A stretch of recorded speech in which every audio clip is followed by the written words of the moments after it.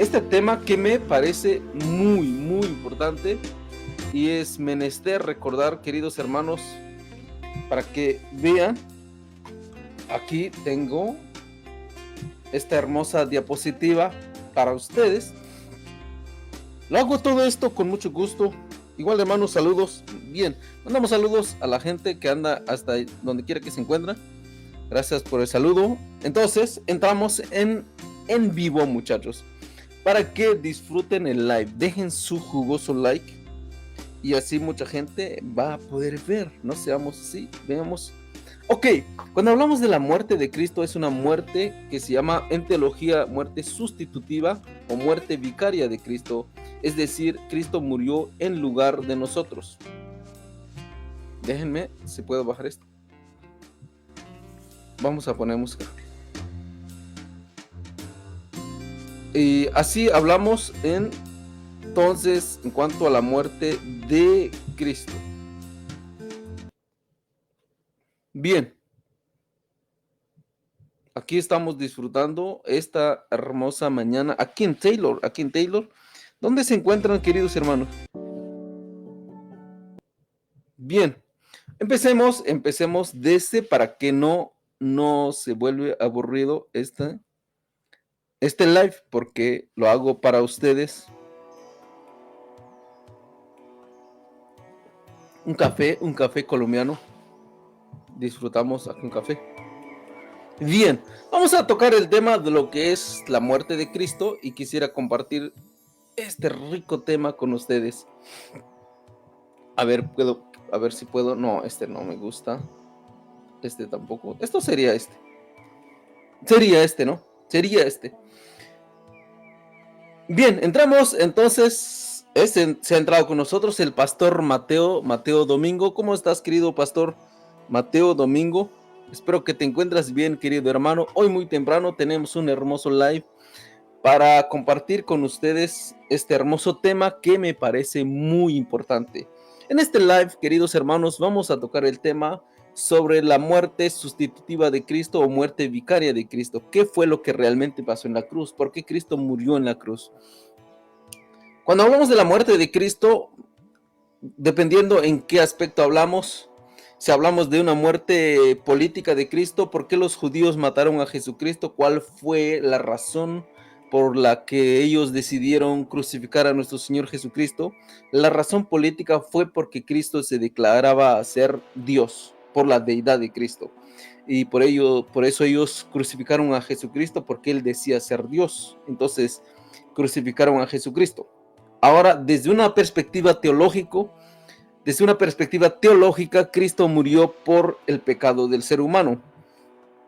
Cuando hablamos de esto, entonces entramos en como dice el apóstol Pablo en Primera de Corintios, o creo, Segunda de Corintios 5:21. Segunda de Corintios 5:21, el apóstol Pablo dice: al que no conoció pecado, ese al que se refiere a Jesucristo, según el contexto de Segunda de Corintios. Al que no conoció pecado, por nosotros lo hizo pecado. Ese lo hizo pecado se refiere a Dios Padre, que consideró a Jesucristo como pecado. Para que nosotros se refiere al creyente que ha depositado su fe en la persona de Jesucristo, en la persona y obra de Jesucristo. Cualquier persona que deposita su confianza o su fe en la persona y obra de Jesucristo, esa persona es declarada legalmente justificada. Es conocido una declaración forénsica, una declaración legal. Delante de Dios, esa persona que deposita su fe en la persona de Jesucristo llega a ser una persona justa.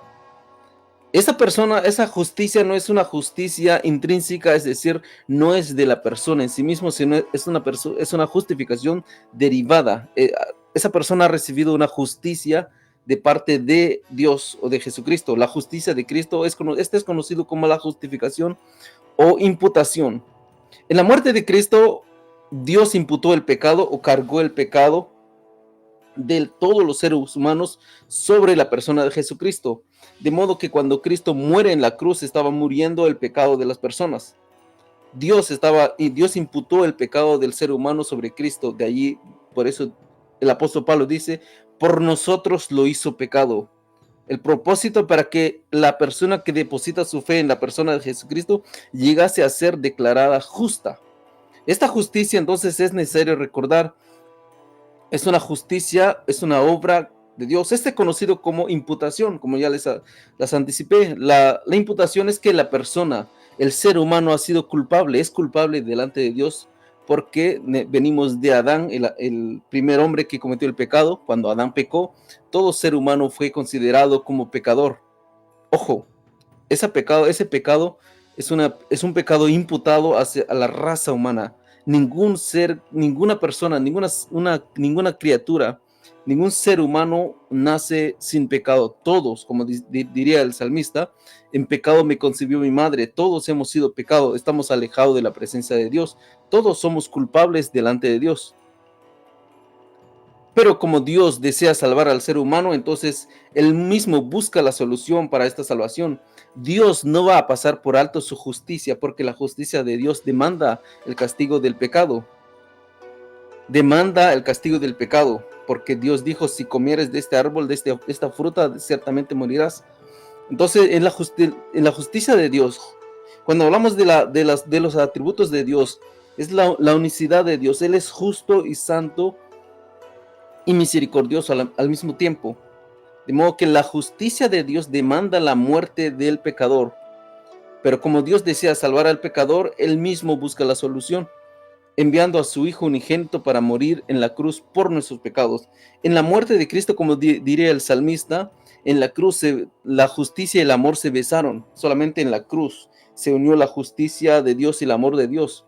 Dios no pasó por alto nuestros pecados. Él lo tomó muy en serio, por eso buscó la solución. Por eso nosotros, cuando la persona que deposita su fe en la obra y sacrificio de Jesucristo, esta persona ha sido declarada justa. Entonces es conocido como imputación. ¿Ven? Diría un teólogo, Jesús es el Salvador que operó nuestra salvación al morir. No solo sufrió todo lo que nosotros deberíamos haber sufrido, sino que obedeció todo lo que tendríamos que haber obedecido. ¿Ven? Jesús, el Salvador que operó nuestra salvación al morir. Cuando Cristo murió, no murió por sus pecados, sino murió por tus pecados. Y ojo, no solo sufrió lo que nosotros deberíamos haber sufrido, sino que obedeció. Esta es la obediencia de Cristo. Él, Jesucristo, obedeció completamente al Padre. Esa obediencia, oye, esta ilustración que aprendí hace algún tiempo atrás me impactó mucho. Me impactó mucho cuando habla de una persona que estaba tratando de juzgar a su hijo. Una muchacha dijo a su hijo, oye, saca esta basura, si no sacas la basura no podrás salir de la casa. Entonces el muchacho no sacó la basura, sino que fue a jugar fútbol con su amigo. Y cuando regresó a casa, la madre castigó al hijo. Entonces el muchacho dijo, oye, mejor castígame en lugar de tu hijo para que yo reciba, porque soy culpable de haber llevado. Entonces castigaron al muchacho. Pero ¿saben qué pasa? El otro problema es que la basura sigue ahí.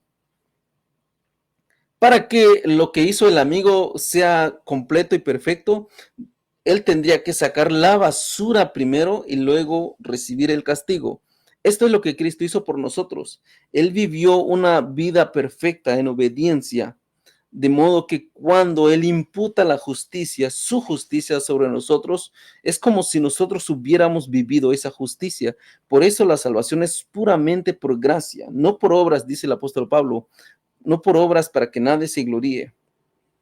Es aquí entonces vemos que la justificación de la persona es porque alguien tuvo que pagar el pecado para que tú y yo podríamos ser salvos. No solo sufrió lo que nosotros deberíamos haber sufrido, sino que obedeció todo lo que tendríamos que haber obedecido. La pregunta, ¿quién puede obedecer la justa, la perfecta ley de Dios? Respuesta, nadie puede obedecer a cabalidad porque todos seres humanos somos pecadores. Así que, miren hermanos, por eso como creyente, si tú eres cristiano, debes estar tan agradecido por todo lo que hizo Jesucristo por ti en la cruz. ¿Ves? Nosotros estábamos muertos en delitos y pecados, dice el apóstol Pablo, pero Dios por su misericordia quiso salvarnos y nos salvó. no por obras que nosotros hubiéramos hecho, dice en Tito, sino por gracia solamente. Por gracia habéis sido salvados, dice el apóstol Pablo en Efesios. Así que si alguien va a ser salvo, diría el Wayne Grudem en su teología sistemática, Wayne Grudem dice, Dios no está obligado a salvar a nadie, pero si Él va a salvar a alguien, tendría que pagar el pecado, tendría que morir en lugar de esa persona. ¿Y quién puede morir? Solamente el Hijo de Dios pudo haber hecho eso. Así que nosotros vemos esto. Lutero decía, simul justus et peccator. Esto que el creyente, la persona, el que deposita su fe en la persona de Jesucristo, es justo y simultáneamente pecador. Simul justus et pecador. Es lo que significa que el creyente que ha depositado su fe en la persona de Jesucristo es simultáneamente justo. Por eso llamamos una justificación, una declaración forénsica, una declaración legal. Dios declara a la persona justa, no por sus propias obras, no porque sea una justicia intrínseca, sino es una justicia derivada. Dios puso esa justicia en la persona. Esa justicia es de Jesucristo. Por eso somos justos y a la misma vez pecador, justos y pecadores. El creyente es justo y también pecador porque todavía somos pecadores. Cuando hablamos de la doctrina de la salvación, en primer lugar hablamos de una justificación, una santificación posicional, que cuando aceptamos a Jesucristo como Señor y Salvador, Dios depositó en nosotros o nos puso en una posición como santos, como no, ya no como pecadores, una declaración de justicia forénsica. Dios nos considera como justos. Recibimos una santificación posicional, tenemos una santificación posicional y luego en esta vida también estamos luchando contra el pecado llamado como santificación progresiva. Todo el tiempo estás luchando contra el pecado, pero hay una santidad, una santificación final, que es conocido también como la glorificación. Y la glorificación, ahí estarás lejos, lejos de la presencia del pecado. En la justificación, Dios nos sacó de la pena del pecado. El pecado ya no tiene más poder sobre nosotros, ya no somos condenados. En la santificación estamos siendo liberados del poder del pecado, pero finalmente seremos librados de la presencia del pecado, que es la glorificación. Por eso cada persona que deposita su fe en la persona de Jesucristo es salva, está siendo santificada. Si tú dices que eres cristiana y no estás siendo justificada, no estás viviendo en santidad, no tienes la justificación posicional. Debes arrepentirte de tus pecados, porque el creyente tiene una nueva vida. Las cosas viejas pasaron, dice el apóstol Pablo. Si tú dices ser cristianos y vives como un mundano, debes examinar por qué tienes esa vida, ese estilo de vida. No es que el creyente no peca, sino que es el estilo de vida que tiene. Por eso cada persona debe examinarse a sí mismo, dice el apóstol Pablo. Examinaos a vosotros mismos si estáis en la fe. La única manera de ver es tu crecimiento en la santificación progresiva, porque la persona que ha recibido la justificación posicional debe, no es que quiere, debe crecer en santidad, debe crecer, apartarse del pecado continuamente. No es que no estamos hablando de una perfección, sino es una lucha contra el pecado. Si tú vives engañando y no estás creciendo en la vida cristiana, debes examinar eso, porque eres justo y pecador, pero debes luchar contra el poder del pecado. ¿Ves? Dice, un cristiano es más perfecto, escuchen esto, un cristiano es más perfecto y pecaminoso de lo que hubieras creído jamás. El creyente es a la vez pecador y también es a la vez un cristiano perfecto. Un cristiano es más imperfecto, está luchando contra el pecado y pecaminoso. Él es esa persona, pero al mismo tiempo más amado y aceptado de lo que hubieras esperado jamás. Un creyente verdadero está luchando contra el pecado, es una persona imperfecta, todavía lucha. Nosotros no hablamos nunca, ningún teólogo ortodoxo habla de la santificación, a menos que solamente una postura wesleyana habla de una perfección aquí en la tierra. Pero la gran mayoría de los teólogos hablan de que el creyente es amado y aceptado, pero también es una persona imperfecta, está luchando contra el pecado. Por eso nosotros como creyente debemos estar agradecidos por todo lo que el Señor ha hecho por nosotros. Vean esto, es tan precioso. Pablo dice, el apóstol Pablo, de modo que si alguno está en Cristo, nueva criatura es. Las cosas viejas pasaron y aquí todas son hechas nuevas. Todas son hechas nuevas. El creyente, escucha hermano, debes entender esto, el creyente, de modo que si alguno está en Cristo, esa persona que acepta a Cristo ha sido aceptado en la iglesia universal, la iglesia invisible. Esa persona es miembro del cuerpo de Cristo, está en Cristo, tiene una unión con Cristo. La persona que ha depositado su fe en la persona de Jesucristo. Un creyente genuino, un creyente que es verdadero, es una persona que forma parte del cuerpo de Cristo, que es la iglesia. Esa persona dice está en Cristo. Esa palabra está en modo presente indicativo, quiere decir que está continuamente en Cristo. Esta persona que está en Cristo es nueva criatura es. Vean la palabra ahí, nueva criatura es. Todo tu estilo de vida ha sido cambiado. No importa qué hayas hecho en el pasado, todo tu estilo de vida en el pasado, no importa qué tan grave ha sido tu pecado, si has aceptado a Jesucristo como tu Señor y Salvador, todo eso ha sido borrado, borrón y cuenta nueva, porque en el momento que aceptaste a Cristo, la vida de Cristo ha sido imputada en tu vida, de modo que eres nueva criatura, has nacido de nuevo. Ya no tiene el pecado pasado, todo lo que has hecho en el pasado ya no tiene poder sobre ti, porque has sido sacado de esa condición. Ahora estás en Cristo, tienes una nueva vida. Nuestro Señor Jesucristo diría a Nicodemo, tienes que nacer de nuevo. El apóstol Pablo en Tito dice que somos lavados por la regeneración, por el lavamiento del Espíritu Santo. Somos personas regeneradas, lavadas por la sangre de Cristo. Por eso el apóstol Pablo dice, las cosas viejas pasaron. Todo tu estilo de vida, todo lo que has hecho en el pasado ha sido pasado. Y aquí todas son hechas nuevas. No es que serán hechas nuevas, todas las cosas son hechas nuevas en la vida del creyente. ¿Ves? Tienes que entender esto. Si tú eres cristiano, toda tu vida, todo tu estilo de vida ha sido cambiado. Todo estilo de vida ha sido cambiado. Ya no eres la misma persona. Eres una nueva persona ontológicamente hablando. Tienes una nueva vida, una completa vida. No es cualquier vida, estamos hablando de un cambio de vida. El apóstol Pablo en Colosenses dice que estábamos en un reino, en el reino de las tinieblas, pero cuando depositamos nuestra fe en la persona de Jesucristo, fuimos transferidos al reino de Cristo. Ahora estamos bajo un reino, que es el reino de Cristo. Todas son hechas nuevas. Eso debe ser, debes entender esto y estar agradecido por todo lo que Cristo ha hecho por ti. Por eso el apóstol Pablo dice, nueva criatura es. ¿Ven? ¿Qué tan importante entender esto, mis queridos hermanos? Nosotros, como creyente, debemos estar agradecidos por todo lo que hizo Cristo en la cruz. Hoy estamos en Semana Santa, queridos hermanos. Estamos en Semana Santa. Algunos estarán diciendo que es pecado celebrar. A mí qué importa si es pecado o no pecado. Es que no hemos entendido lo que significa la palabra pecado. Algunos están hablando que es pecado celebrar. Oye, defíname qué es pecado.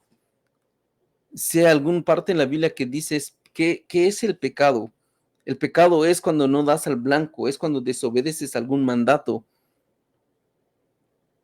Pero el creyente que ha nacido de nuevo no solamente recuerda esto, lo que Cristo ha hecho en su vida en la Semana Santa, sino que continuamente va y adora al Señor Jesucristo por todo lo que ha recibido.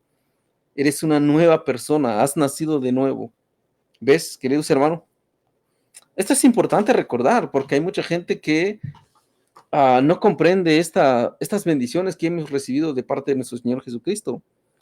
A mí me encanta todo esto al entender que como creyente, tu vida es diferente. Tu vida ha sido cambiada. Tu vida ha sido completamente cambiada. Has recibido una nueva vida en la persona de Jesucristo. Por eso el apóstol Pablo dice, de modo que si alguno está en Cristo, esa palabra en es enfático, debes entender, solamente la persona que está en Cristo tiene nueva vida. Si tú no estás en Cristo, no tienes nueva vida, tienes que arrepentir de tus pecados y buscar a Jesucristo como tu Señor y Salvador. Es lo que es el Evangelio. El Evangelio ha cambiado vida, muchachos. El Evangelio cambia completamente a la persona. ¿Ves? Es todo lo que Jesucristo ha hecho por nosotros, queridos hermanos.